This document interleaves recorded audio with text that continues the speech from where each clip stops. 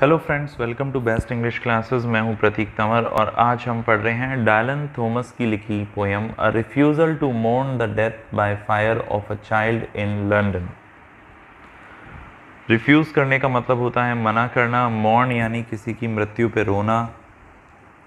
तो ये जो पोएम है ये एक 4 स्टैंजा की पोएम है और हर एक स्टैंजा में टोटल 6 लाइन्स हैं, यानी सेस्टेट है। राइमिंग स्कीम जो है इसका वो है ABC। ये तो हमने बात करी इसके स्ट्रक्चर की। अब इसका एनालिसिस हम लोग देखेंगे। पहले फर्स्ट स्टैंजा को देखते हैं। Never until the mankind making bird beast and flower fathering and all humbling darkness tells with silence the last light breaking and the still hour is come of the sea tumbling in harness. तो ये जो poem शुरू होती है एक बहुत लंबा adjective phrase use में लिया गया है, जहाँ डार्कनेस के ऊपर इसको यूज़ में लिया गया है। अब यहाँ पे स्पीकर डार्कनेस को डिस्क्राइब कर रहे हैं और वो कह रहे हैं कि जो मैनकाइंड है वो बना हुआ है बर्ड, बीस्ट और फ्लावर से। वो कहते हैं कि जो डार्कनेस है वो ऐसा पीरियड है जो कि ज़िंदगी से पहले का है और ज़िंदगी से बाद का है, और ह्यूमन काइंड सब तरह के एक्सपीरियंस को लेने वाला है। और ये बातें नॉन ह्यूमन नेचर के साथ भी कही जा सकती हैं। यहाँ स्पीकर ओरिजिन ऑफ लाइफ के बारे में बात कर रहे हैं। जो साइलेंस शब्द यहाँ पर है वो सिंबलाइज कर रहा है कॉन्शियसनेस को, और यहाँ पे मेटाफर दिया गया है कि टम्बलिंग सी इन हार्नेस, ये हमारे शरीर के खून को बता रहा है। ये खून भी रुक जाता है, जैसे जम जाता है। स्टैंजा 2 देखेंगे अब हम। And I must enter again the round Zion of the water bead and the synagogue of the ear of corn shall I let pray the shadow of a sound or sow my salt seed in the least valley of sackcloth to mourn. तो ये एक sign है जिसका वो इंतज़ार कर रहा है। एक साइन उसे मिलेगा और जिससे उसे फैक्ट के बारे में पता चलेगा। जब ये आएगा तब प्रकृति उसे बताएगी कि अब अंत आ गया है। उसे पता चलेगा कि अब उसे फिर से अंदर एंटर होना है, एंटर अगेन वाटर बीड के अंदर जहाँ से वो आया था। यहाँ पे बताया गया ज़िंदगी इस तरह गोल गोल घूम रही है, जहाँ से आए हो वहीं वापस जाना है। वो यहाँ पे ये कह रहे हैं synagogue of the ear of corn,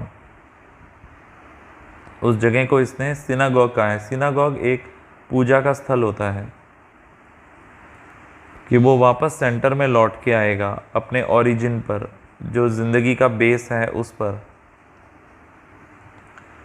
वो अपनी मृत्यु के अंदर एंटर करेगा और फिर से इस पृथ्वी का हिस्सा बन जाएगा।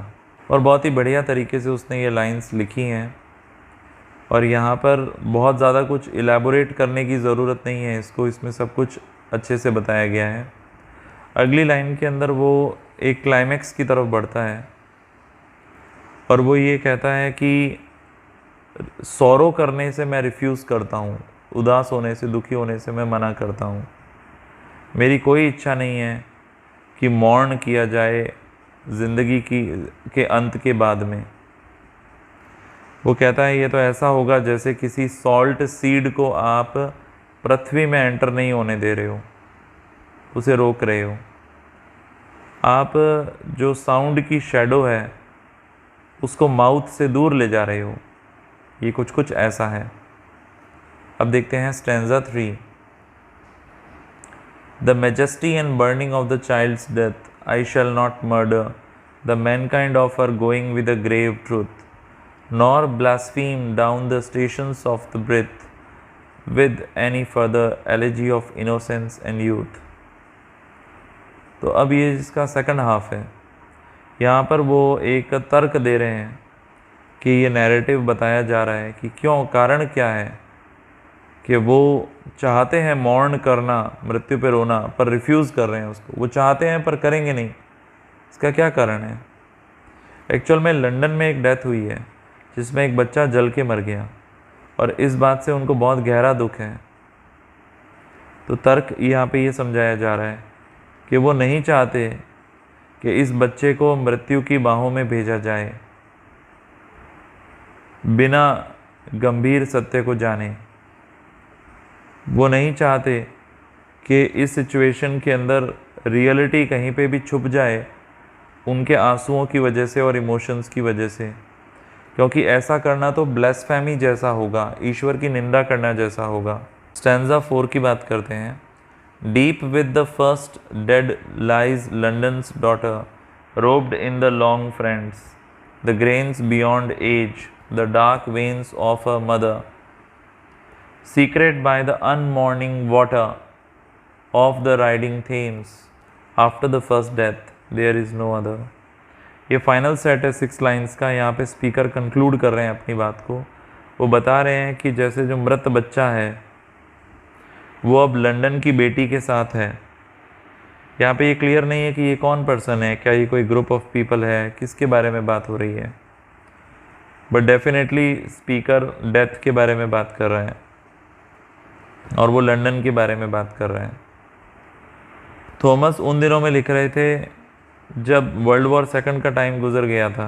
अब यहाँ पे ज़रूर वो उसी चीज़ के बारे में चर्चा कर रहे हैं कि ये जो लॉस हुआ है या तो ये बॉम्बिंग्स की वजह से हुआ है लंदन में, जहाँ और भी बहुत सारे लॉस हुए हैं, बम गिराए गए आसमान से। अब वो यहाँ पे चाइल्ड की डेथ के बारे में बात कर रहे हैं। जो पहले सब मरे वो सब उन्हें फर्स्ट डेड कहा गया है। अब सारे डेड साथ में हैं उस जगह जहाँ ज़िंदगी के बाद जाना है। ये सब अब आफ्टर लाइफ में चले गए हैं। उनकी डेथ कोई स्पेशल नहीं है, ये फर्स्ट डेथ से बिल्कुल अलग नहीं है जो समय की शुरुआत में आती है।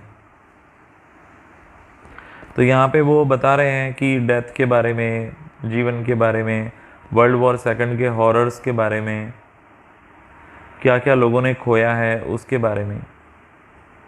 आई होप आपको इस पोएम का ये एनालिसिस समझ में आ गया होगा। आज के लिए बस इतना ही। यदि चैनल पे नए हो तो सब्सक्राइब करो, काम पसंद आया लाइक करो, कमेंट बॉक्स में अपना फीडबैक ज़रूर दो। Thank you so much.